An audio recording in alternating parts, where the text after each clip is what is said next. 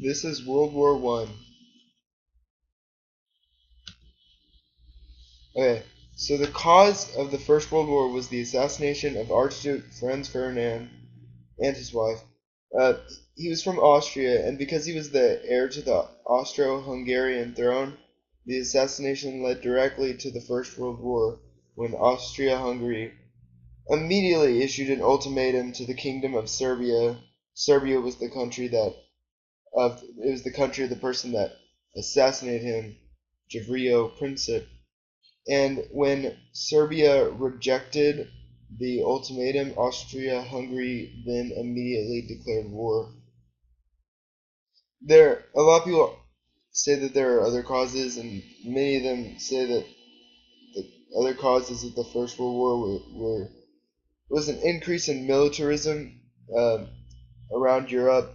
Most countries were putting a lot more money into their militaries and just building them up, and so and they and they also had a heavy sense of nationalism, and the system of alliances also caused it because there was the Triple Alliance and the Triple Entente, and basically, if a country got in a argument with another country, it brought these other countries and their alliances into the situation, and so that led to a lot of like big problems between multiple countries.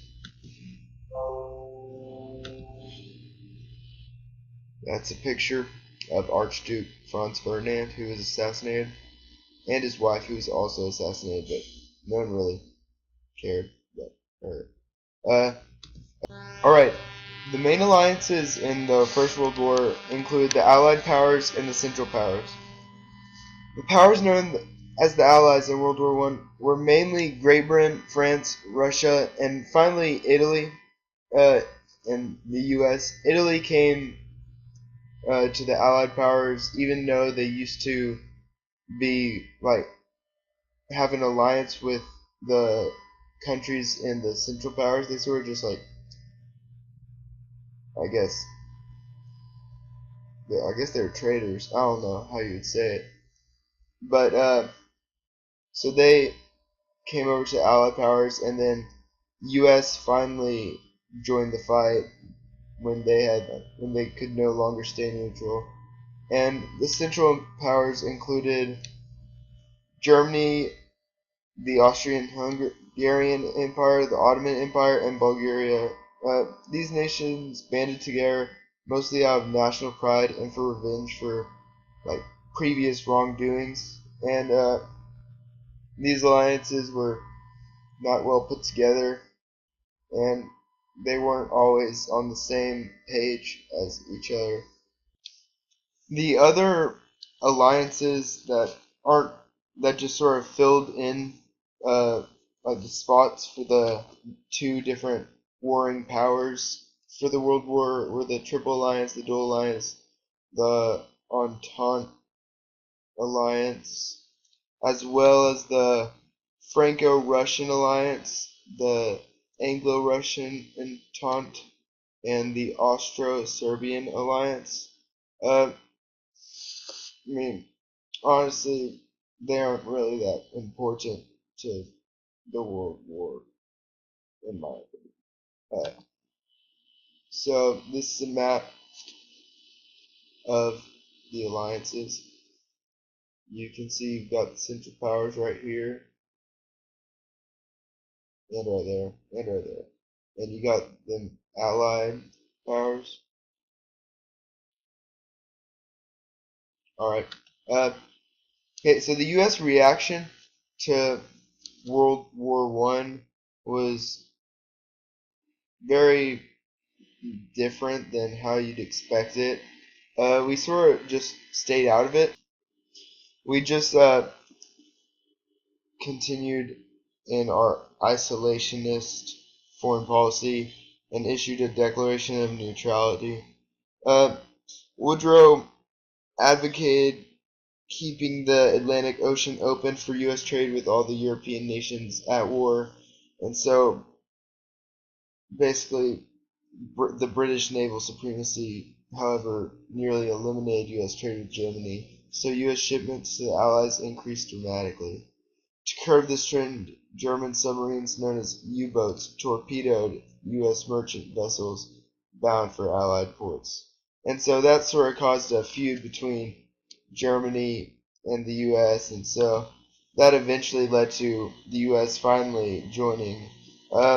In May 1915, a German submarine sank the British passenger ship Lusitania, and more than 1,000 passengers, including 128 Americans, died. Strong protest from Wilson subdued Germany's submarine campaign, but in January 1917, Germany announced its intentions to destroy all ships hand to Britain. Although Wilson broke all his diplomatic ties with Germany, he still hoped to avert the war, and we armed merchant vessels as a deterrent. Nevertheless, Germany began and continued to sink and attack U.S. ships. On April 2nd, 1917, President Woodrow Wilson officially declared war on Germany, and the Congress uh, affirmed the deal 2 days later on April 4th, 1917. Here's a picture of Woodrow Wilson in office, and I think that's his secretary. And then there's the New York Times article about us declaring war. Okay. Type of warfare. World War I mainly consisted of trench warfare and chemical warfare. It also saw the introduction of the tank, which was developed to overcome the stalemate resulting from trench warfare. It was also the first time an aircraft was used offensively in warfare, because the aircraft had literally just been invented recently. And telephone and other forms of communication were used in order to help successfully plan attacks and communicate with troops. That's about it.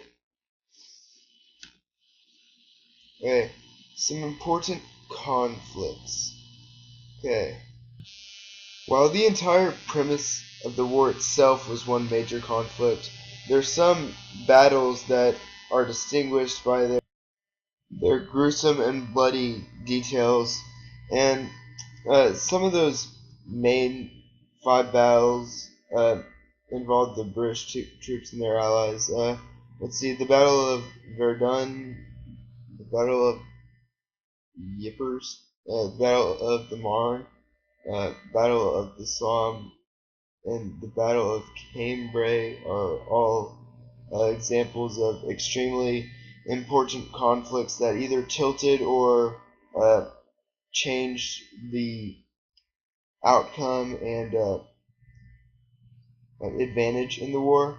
The Battle of Verdun, for example, was a major military engagement because it was a 10-month-long ordeal between the French and the German army.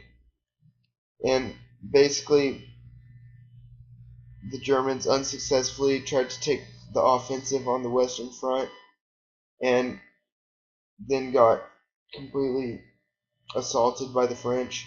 There were a total of about 970,000 deaths in that 10-month long battle, and it's considered to be the most brutal event of World War One.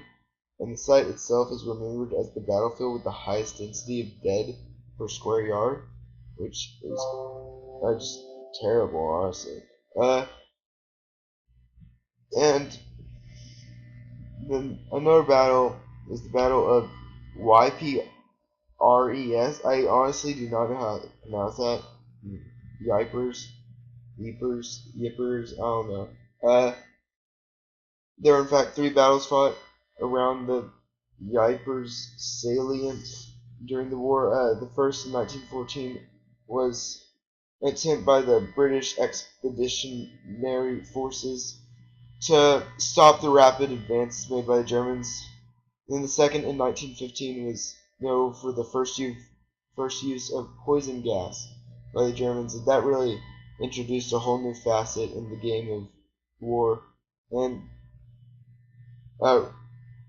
took a lot of lives. But the